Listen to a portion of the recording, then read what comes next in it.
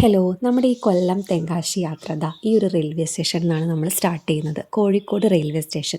ഇവിടെ നിന്നാണ് നമ്മൾ കൊല്ലത്തേക്ക് ട്രെയിൻ കയറുന്നത്. കോച്ച് പൊസിഷനൊക്കെ ചെക്ക് ചെയ്ത് നമ്മൾ ആ ഒരു പൊസിഷനിലേക്ക് നടന്നുകൊണ്ടിരിക്കുകയാണ്.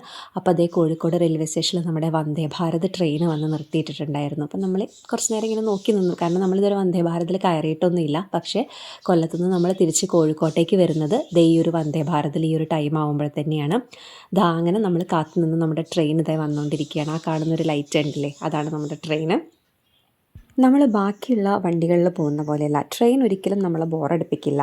ട്രെയിൻ യാത്രകൾ എന്നും നമുക്ക് ഓരോ എക്സൈറ്റ്മെൻ്റ് ആയിരിക്കും. അങ്ങനെ ട്രെയിൻ നമ്മുടെ അടുത്തെത്തി. നമ്മൾ ട്രെയിനിൽ കയറി. AC കോച്ചായിരുന്നു നമ്മൾ ബുക്ക് ചെയ്തിട്ടുണ്ടായിരുന്നത്. പക്ഷെ നമ്മളിപ്പോഴാണ് ട്രെയിനിൽ കയറുന്നുണ്ടെങ്കിലും ഒരുപാട് പേര് കുറേ നേരത്തെ തന്നെ ട്രെയിനിൽ കയറിയിട്ട് അവർ ഉറക്കം സ്റ്റാർട്ട് ചെയ്തിട്ടുണ്ടായിരുന്നു. അതുകൊണ്ട് നമ്മൾ കൂടുതൽ വീഡിയോ എടുക്കാനും ലൈറ്റ് ഓൺ ആക്കാനും നിന്നില്ല. കാരണം അവർക്കൊരു ഡിസ്റ്റർബൻസ് ആണല്ലോ. അപ്പം നമ്മൾ വേഗം കിടന്നുറങ്ങി.